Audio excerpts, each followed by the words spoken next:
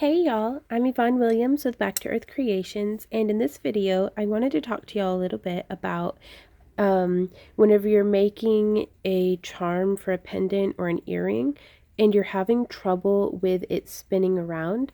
Sometimes, like if this were a pendant, I wouldn't mind that happening so much, but if it's an earring, you don't necessarily want to see the butt of your teddy bear.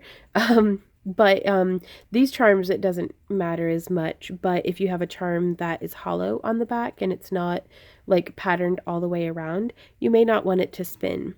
So I'm going to show you all a little trick that I like to do to keep that from happening.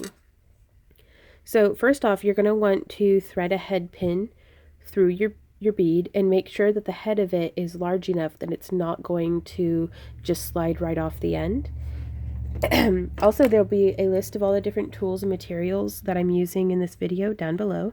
And this is a, 2-inch head pin. I'm going to come out just a few millimeters away from the top of my bead. Now with our little teddy bear here, I do have to watch out for his ears. But again, you could do this on just about any bead of any shape. It's great for if you have like some pillow beads, like something that is an oval, but it's like a flattened oval, and you want it to stay facing the same way as the other earring.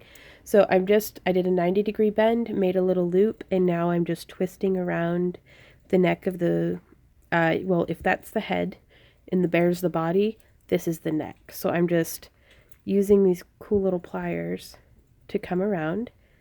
And you can see now I've reached the top of our bead.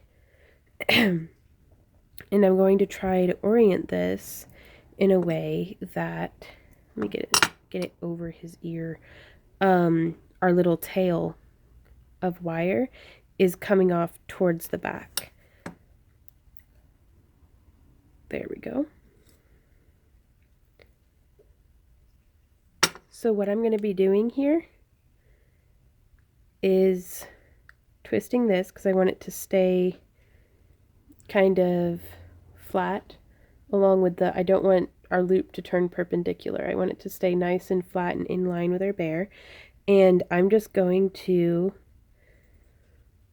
make this little loop here on the back of his head.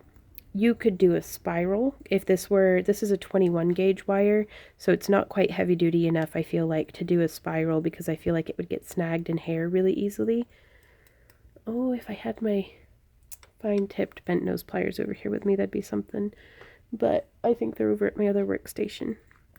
So I'm just going to get in here as tight as I can and smush down the little loose end of our wire, but I just made a loop to go across the back of our bead, and then I just wrapped it back up around the neck where that wrapping was happening anyways, and then just smush it right in. You want to make sure there's no little pokey bits to poke out. And so now whenever this is threaded up on an ear hook, let me get one out so I can show you, you won't have to worry about your teddy bear charm or whatever charm you end up using spinning around all crazy on you and having your earrings not match.